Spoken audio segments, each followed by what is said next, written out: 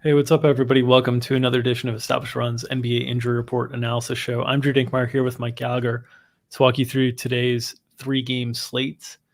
Not a lot to talk about on this slate from an injury perspective, only three games, so we'll get through it relatively quickly today. All that said, Mike, how are you? Doing all right. Fun birthday yesterday up until the end, but yeah, there's a lot of good basketball. Obviously,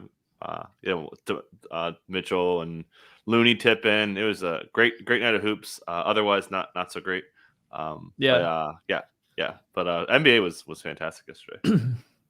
Yeah, NBA was great. It feels very strange to do an injury report analysis show. Mm-hmm. With DeMar Hamlin's life still in question, and everybody is going to process that information differently. It's certainly rattled me a little bit, so Mm-hmm. I'm sure it has with other people out there. But we will do our job and we'll get through the Yep. injury stuff today. So let's start with the questionable tags. Time Lord is questionable for Boston. Robert Williams matchup against Oklahoma City here, a relatively good one to attack with centers. So what's your read on Robert Williams tonight? Yeah, odd tag, non back to back. They've got the big game coming up against Dallas. I guess that's the thought process. Is like, okay, let's just get him a game off here, give him a few days before big game coming up.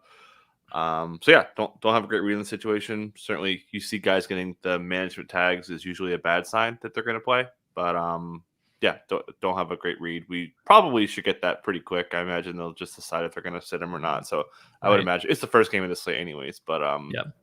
we'll probably have that, kind of with plenty of time to spare. Yeah.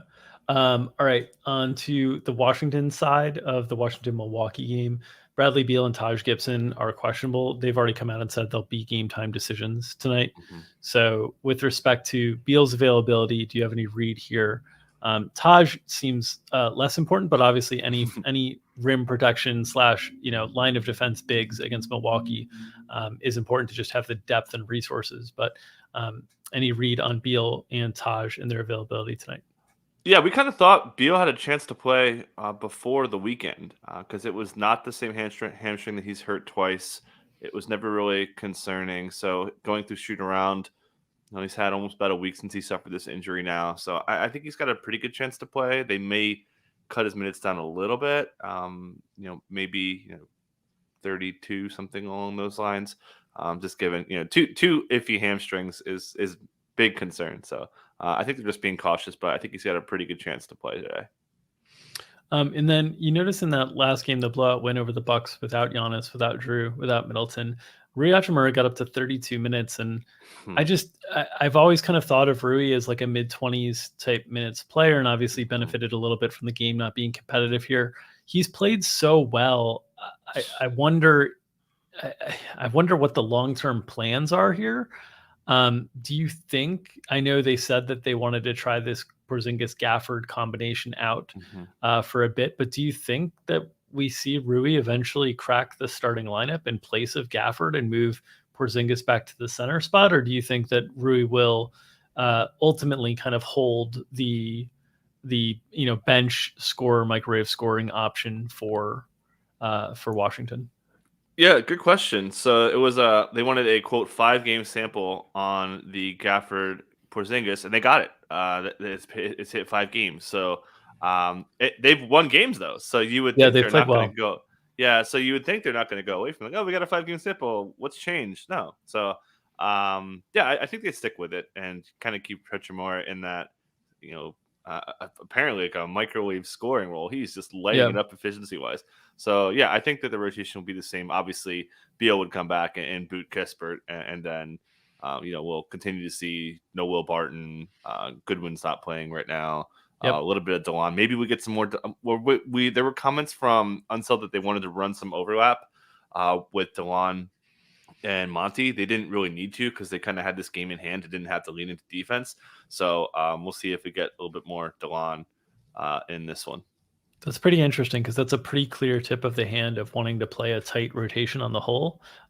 They have a lot of pieces available to them to be able to play, but if they go the route of choosing to overlap DeLon and Monty a little bit, that means essentially that they're talking about DeLon, Monty, and Bradley Beal handling all of the 1-2 minutes, potentially having Beal leak in a little bit into the 3 if they go with 3 guard lineup type minutes. And then if you look at kind of the reserves that they're playing, assuming Beal was back, that would slide Kispert into a 3 role. Avdia as like a 3 role. Like the rotation would be really, really tight. Because essentially you'd have Morris and Wright, you'd have Beal and Kispert, and then you'd have Kuzma, Avdia, Porzingis, Hachimura, and Gafford. And I think Porzingis would be the backup. Five. I think it's a tight 9-man.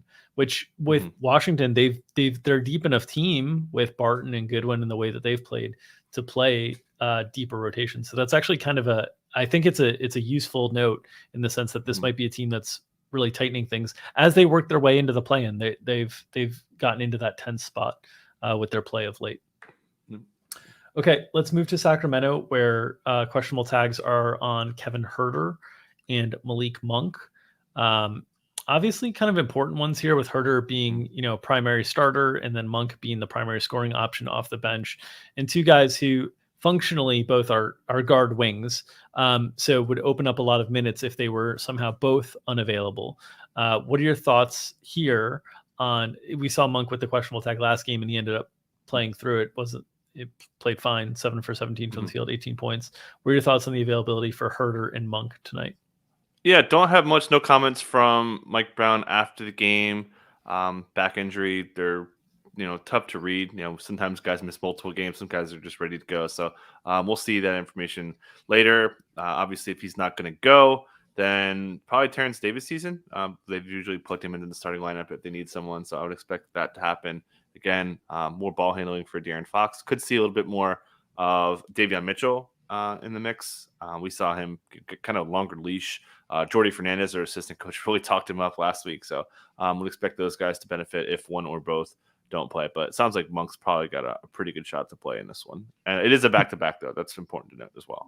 Do you think if Huerter was out and Monk was in, it would still be Terrence Davis sliding in that starting lineup, that they're just comfortable with Monk in that 6-man role, essentially? Yeah. Brown is making this. He makes a case for Monk as the 6-man, kind of going out of his way. So I would be pretty surprised if Monk slid into the first unit. All right, from the questionable tags to the questionable probable tags.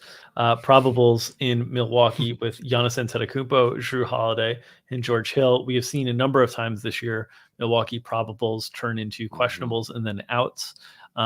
We obviously saw Giannis and Jrue sit the last game against Washington over the weekend.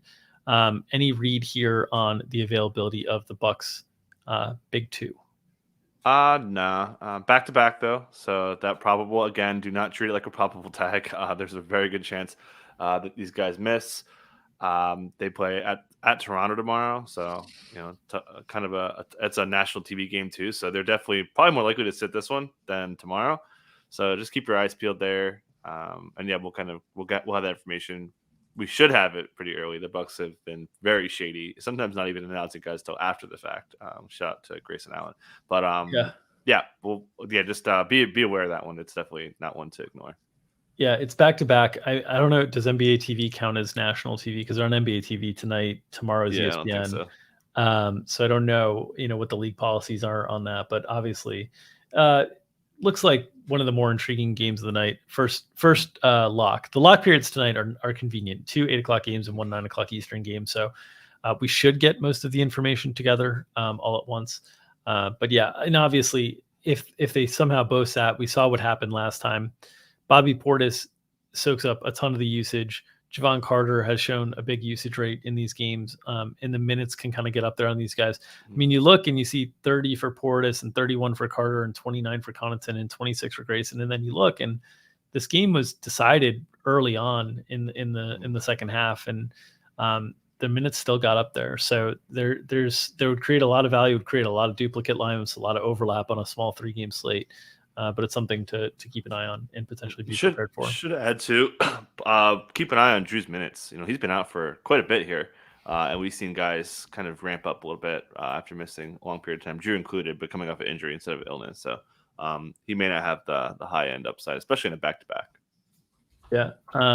Daniel asking where you can find our podcast. I'm going to just drop that in the chat there for you, Daniel. Then the last note on the injury is Colin Sexton is out for Utah tonight. How do you expect the Jazz to replace Colin Sexton's minutes and role? Should be a little bit of Nikhil Alexander-Walker. We've seen him kind of come back from the dead, just playing really, really well offensively. They trust him as a 2-3. They'll probably put him back in the one spot. He's looked to be clearly ahead of Taylor Horton-Tucker for the hyphen matchup for minutes. But yeah, I expect him to more or less slot into those minutes. Maybe a little bit more minute ceiling at a Conley, who's been playing a little bit better. We hit an over on him over the weekend. Thrilling hitting Mike Conley and Eric Gordon overs in back-to-back days.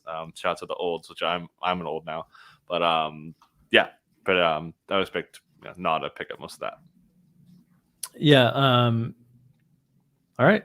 Well, that'll do it for this edition of Established Run's NBA Injury Report Analysis Show. As always, support the people who are supporting us. This show is brought to you by our good friends at Underdog Fantasy. They have daily NBA snake drafts running for money in addition to many formats of NFL contests, still running for huge cash prizes. If you're playing NBA Pick'em, in-season subscribers can use our tool to compare ETR projections to their fantasy Pick'em games. If you haven't signed up for Underdog yet, you can use promo code ETR for a matching deposit bonus up to $100. That's promo code ETR at underdogfantasy.com.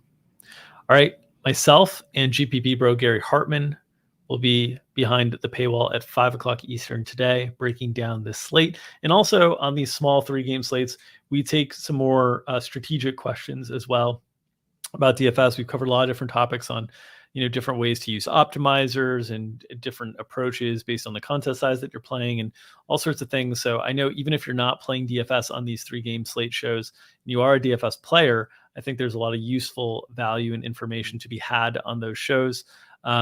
Oftentimes it's me and Mike. Today it'll be me and Gary. So you'll get another GPP bro perspective as well. As always, if you are uninterested in giving us your hard-earned dollars and subscribing to our premium content, please consider subscribing to our YouTube channel, giving us those hard-earned clicks. You can also smash that like button and help it circulate within the algorithm. As we always say, feed the algorithm, help us feed our families, and we will help feed you the good props and the good DFS results and all the good news. Hopefully more good news coming hopefully soon on DeMar Hamlin's status and on all the injury report stuff out there. So we will be back tomorrow with another edition of Established Run's NBA Injury Report Analysis Show. Take care, everybody. We'll see you then.